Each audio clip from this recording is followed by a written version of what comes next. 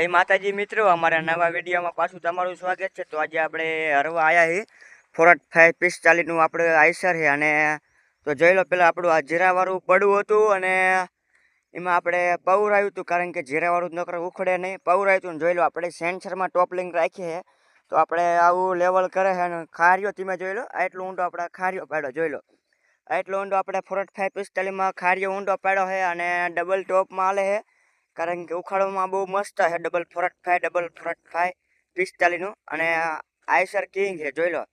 હું તમને થોડુંક ટોપલિંગ સમજાવું। સેન્સરમાં આપણે રાખી છે અને હરવામાં ડબલ ટોપમાં જ જાય છે, પહેલો નહીં પણ ડબલ ટોપમાં, કારણ કે પહેલાં કરતાં ડબલ ટોપમાં સ્પીડ વધી જાય આપણે। જોઈ લો, આપણે ટોપલિંગ સેન્સરમાં છે હાવ હેઠલામાં, કારણ કે વર્યું બર્યું ન પડે, આવું લીલું હોય ને એટલે આપણે સેન્સરમાં રાખવાની, અને કઠણ પડા હોય તો આપણે વેટલામાં રાખવાના, એટલે હું સેન્સરને માર ન પડે। અને બાવડાનું તમે જોઈ લો, અને આપણે આ પીનું જોઈ લો, આપણે આટલી શેટી રાખી છે અને ઉખાડવામાં બહુ મસ્ત છે।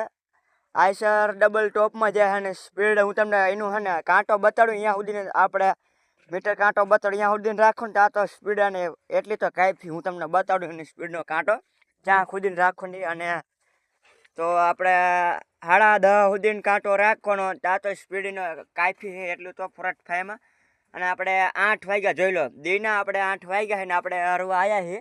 તો જોઈ લો, આપણે આટલું ઉખાડ્યું ફોર્ટ 5માં, તો આપણે ટાટું અને આપણે આ ઉખાડવાનું છે, કારણ કે આ બે કટકા નોખા જો આપણે આ થાંભલા સીધા છે ને એસીને આપણે નોખા છે, એટલે પછી આપણે આ હરવાનું છે, આ હરીને પછી આપણે એમાં હરવાનું। ને હરવામાં તો આઈસર તો બહુ મસ્ત આવે છે ફોર્ટ 5। આપણે એ આઈસર હોય, મોટું છે નાનું છે, એને આપણે રોટાવેટરમાં મૂકવું હોય એ આઈસર ને, અને આપણે આ આઈસર આવ્યું છે હરવા, આ ફોર્ટ 5 હરવા આવ્યું છે 45નું। અને ખાર તેમને હું મેં બતાડી એવી ખાર આપણે ઊંડી કરી છે ફોર્ટ 545માં। અને હજી આપણે ઇન્સ્ટામાં આપણે આઈડી ન ખોલી હોય આ ટ્રેક્ટરની, તો આપણે આ આઈસરની આઈડી ખોલી નાખજો, RGV ઠાકોર 77 કારણ કે વિડીયો બહુ મસ્ત આવે છે, તો તમને અનુભવ એમાં આવશે। તો તમને અમારો વિડીયો ગમે, લાઈક શેર ને સબસ્ક્રાઈબ કરતા જજો, ને આપણી આઈડીને ફોલો કરી નાખજો। તો જય માતા।